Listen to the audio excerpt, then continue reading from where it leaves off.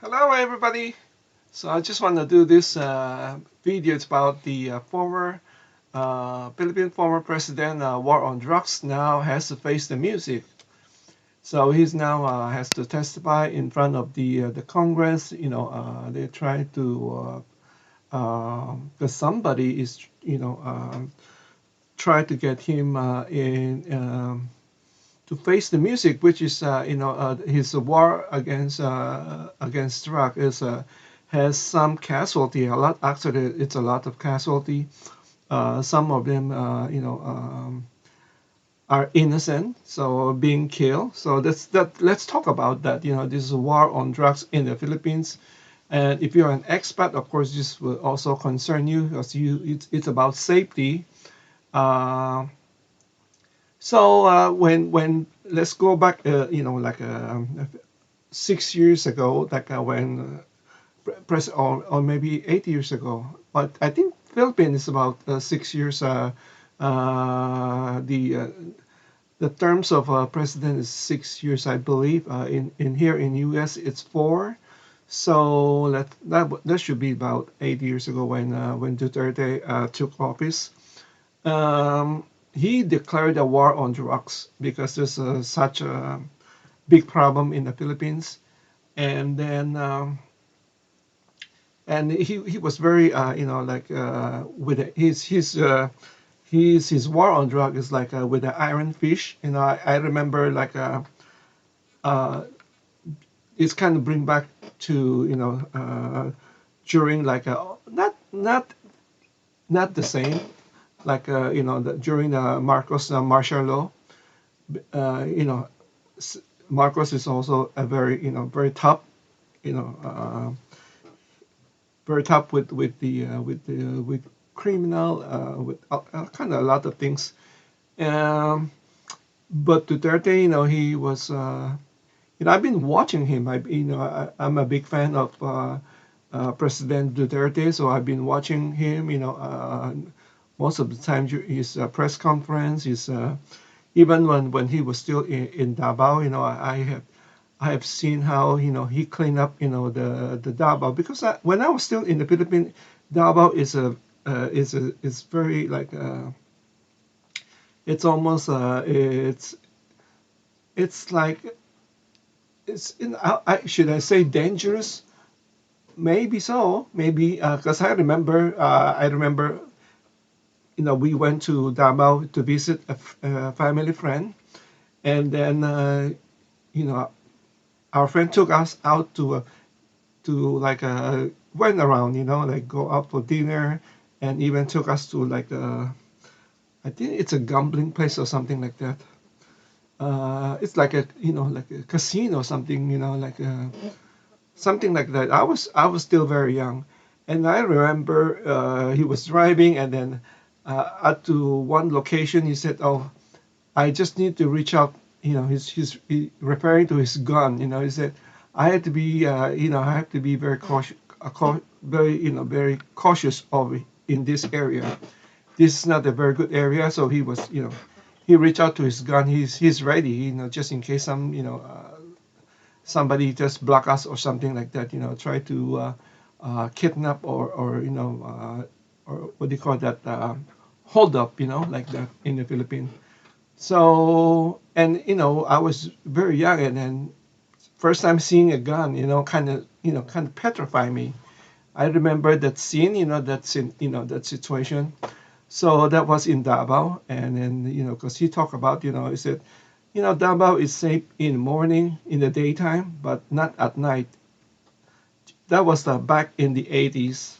So, and then as I watch it, and then also hearing from people was saying that now Davao is very peaceful because of Duterte. He's running the city with iron fish. So it worked. It worked in his town in Davao. So when he became a president, he's also using the uh, same technique, on running the country. But of course, this time it's much bigger. So he's always saying that as long the police know what to do, because they gone to like 2 years of education, to those police academy, and then they teach them everything. They teach them about the law, of course the about a lot of things, not just to shoot people or something like that. So it's always like almost like encouraging the police, like if you have to subdue a criminal, you have to overpower that person of that criminal, and then if they threaten you, and you feel fear for your life, you should shoot first. You don't wait, shoot it. You have to self defense.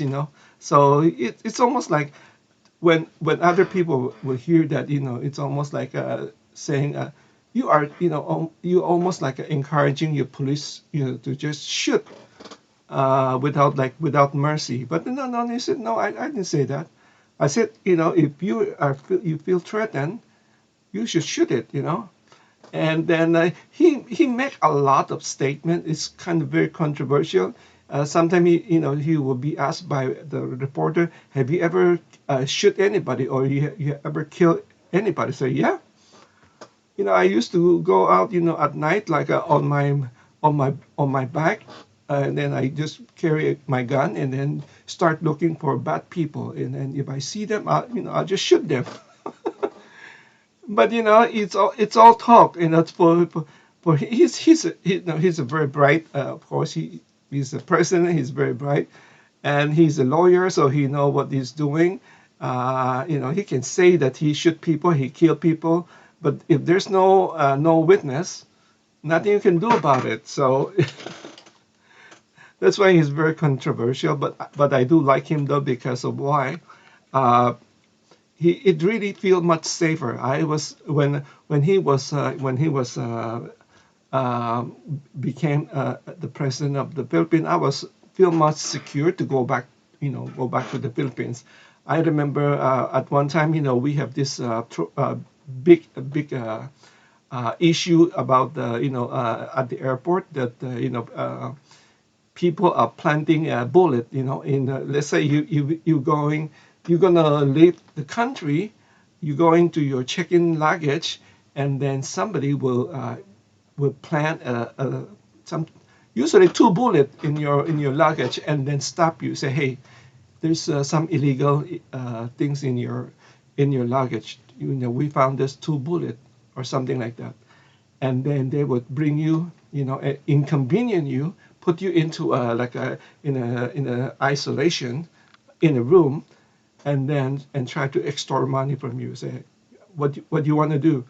We might have to lock you up or something. You have to call a lawyer, or you can pay us, and we'll just forget it. Something like that. It's very normal with the corrupt country. So that was a big thing. A lot of Filipino were even targeted by, even not only foreigner, not only expat, not only foreigners, but the Filipino also getting target. And then when Duterte came to power, he said, you know what? If you continue to do that, I'm gonna, go in there myself. I'm gonna have you eat the bullet. If you And he was trying to with the iron fish again, like, don't give me that crap. Don't do that to the traveler, or don't do that to the tourist. You are making a bad name for the country. So, and if you think about it, who's gonna smuggle two bullet, right, in the luggage? That's kind of sounds crazy, right? But that's what they do. They try to inconvenience you, and then they try to extort money, because they know traveler. If you're balikbayan, they know you're making dollar of somewhere, so you got money. That's that's kind of corruption. That's a sickening. But he cleaned it up, and then once he when he became the president, it's gone. That what we call is the tanim bala, planted bullet. It's gone. It's disappeared. So yeah, and then also the war on drugs was very effective. And then when I was there, when went back to the Philippines this year, this year, when I went back this year, I was talking to a lot of people. I was talking to most of the time I was like chatting with the Uber drivers, and I was like just asking how's the situation? Is it life getting better? Is it or do we still have problem with drugs? He said no, no. Everything was much better thanks to President Duterte. The it's I'm sure there's still, like, but it's not like unlike before that, it's a big problem. But what I'm trying to say, Duterte clean it up good, with the drug dealers, something like that. So, and then, you get the first, what do you call that? First hand, by talking to the people, the locals. They told me that even life is much better, because like the Uber driver, they are making good money. So I think one Uber driver told me that when he make like 2,000 peso a day, because I said, do you own this car, or do you have like a what we have a word about like something like we call garage or something like can can remember the exact word about it's like somebody or a company on the the car or the jeepney, and then you come in, you be the driver, and then you have to pay them like boundary. It's called boundary. See, so, sometimes I forget the word. It's called the boundary. The boundary. He said, no, I don't own my this car. The company own it. I have to pay. I have to pay 2,000 peso boundary, and then whatever remaining, that is mine. So if he has 4,000 a day, so that means 2,000 for the boundary for the company, and he can net 2,000. He call it a day. He just go home. So 2,000 a day. That seems quite a lot, right? And then if you work 6 days, that's 12,000. And then for 4 weeks, and you can do your math. That's a lot of they're making good money. And then seems to be and I was asking like how many trip can you do like that, and you say maybe 12 a day, because it's in the Philippines, especially in Manila, it's very traffic. So they're making very good they're making good money. And then at the same time, when I go to the mall, I noticed that a lot of Filipino, these are Filipino, these are not foreigner. They go to a specialty store, like they get a massage. They have try to make themselves pretty. Not only ladies, but the men's also. That kind of surprised me. I did took a video and photo, but I still have to find it. When I was there, I was like so curious. I said, "Wow, can you believe this? Man's going to like a salon, trying to get the like what do you call it, nail uh, clean or something like that, pedicure, manicure, something like that, right? I don't do that. But the Filipino, they do. I was like shocked. I was like, wow, what an improvement. So basically, things are much better. After Duterte time as a president, and going back to now they're trying to like put almost like not.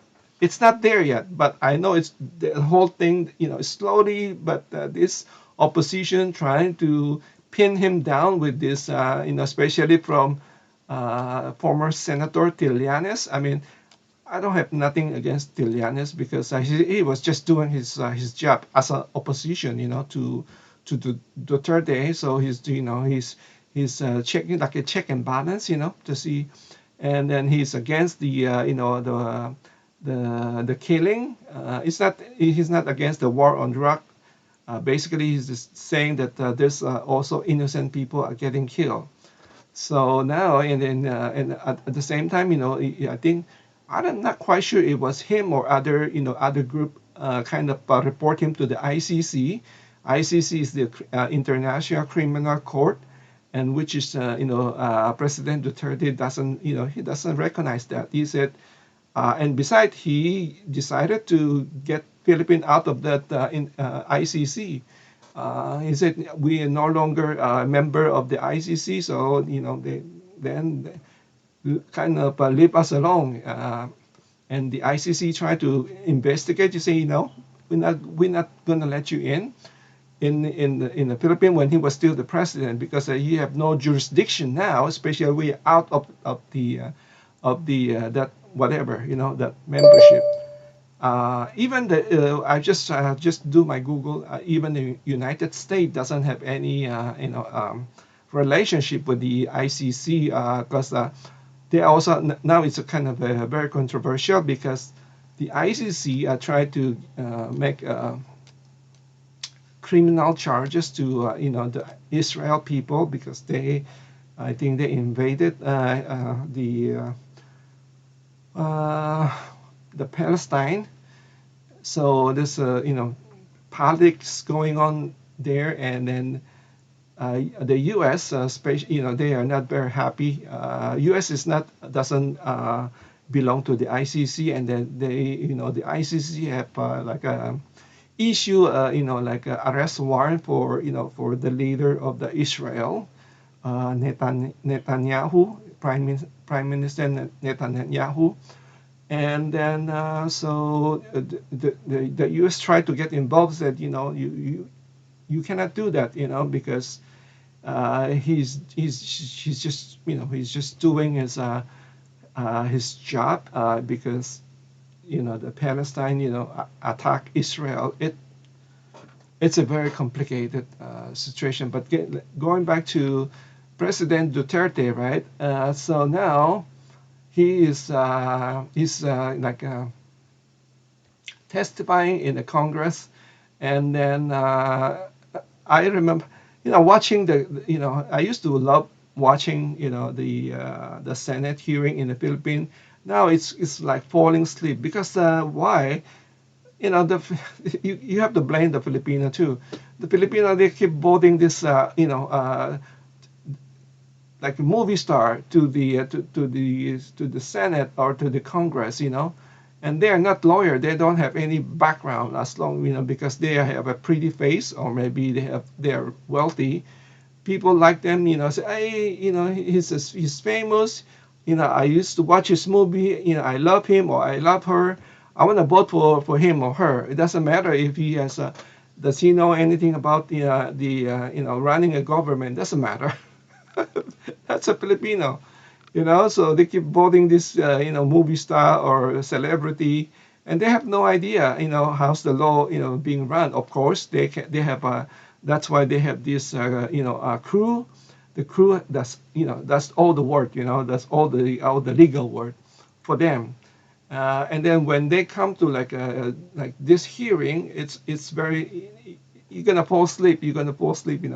They ask question and they keep repeating the question, and sometimes they don't even know the law. They have like a stalemate. Like sometimes they ask a question, they just like silence. They don't know what else, and they keep laughing. It's almost like a comical. It's a comical to watch. There are a few of them are good. I used to watch like Gordon. Senator Gordon. He's a lawyer, so obviously he's a good talker. It's very interesting. And then there's a few of them are pretty good. And then one I remember who's the other one that I really like. I like to watch those. The lawyer like Cayetano. He's a lawyer too.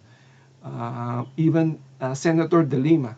De Lima is a former justice, I think, justice secretary. And then she got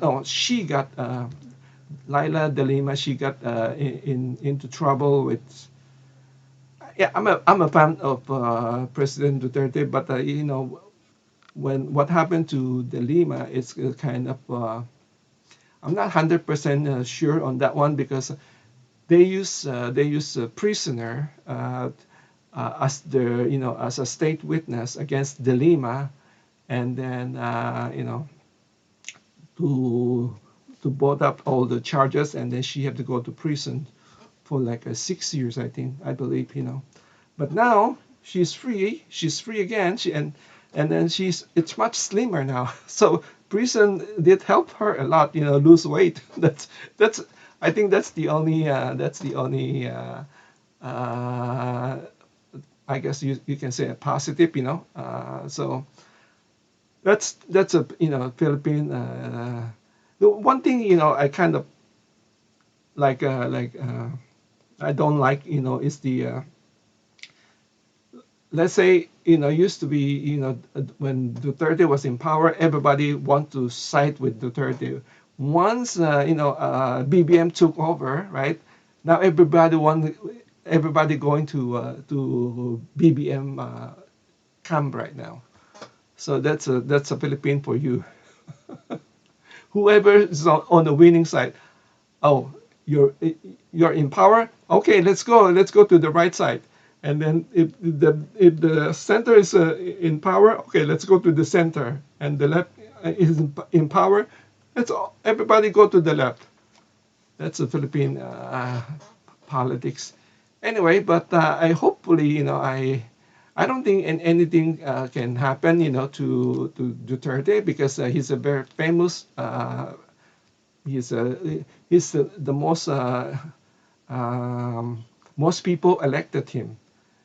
What do you call that? Has a most vote, and even his daughter Sarah is also one of the highest vote getter was Sarah Duterte. So and then until now, I think they're still very popular in the Philippines. And I think speaking of BBM, I think BBM is also he's also a good guy, but it's just the people that surrounded him, try to do something else, try to get more power, I guess. So that's it's same thing here in the U.S. It's the same thing. People try to get involved. It was always the people that surround the leader. But anyway, so I don't know. And then I forgot to mention about this. I was watching this video of Sal Panelo. Sal Panelo is a lawyer, but it's a very good friend of President Duterte, and he was very critical of the hearing of the congressman. That's what he was saying. He said these people because most of them are not lawyers, so they don't know how to ask questions. Duterte was there as a witness, but it's more almost turned to a kangaroo court because he's the one has to lecture the one who asking the question. Some of the people of the panel doesn't even know the law, so he have to lecture them. Okay, and that's what Panela was saying. He said, "Can you believe he has to."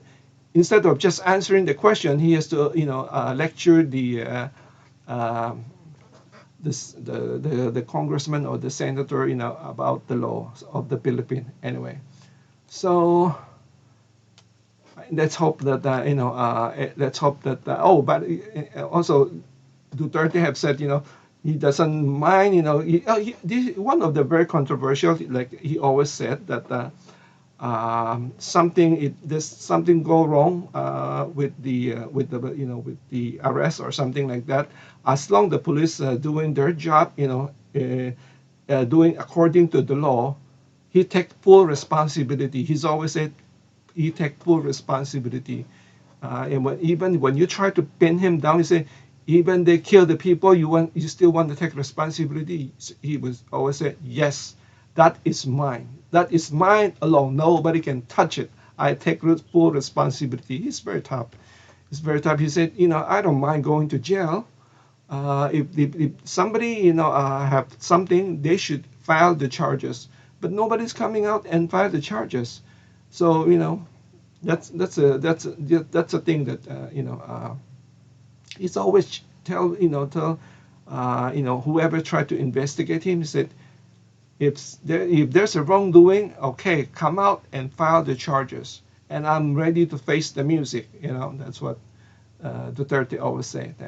But he only want the Filipino people to judge him, not the ICC. He doesn't he doesn't believe in the court of the ICC. And then but and I just heard that he's willing to go to the international court and and hear what they want to say. I don't know. So stay tuned. Let's see what happened. But I wish everything good for President Duterte. Let me know your thought on this. If you're an expat, if you're following with the with the hearing, or if you're Filipino, I would love to hear from you, from the Filipino. Kapong Filipino. I want to hear your side, of story. Thank you. Thank you again for watching. Thank you. Salamat. Bye bye.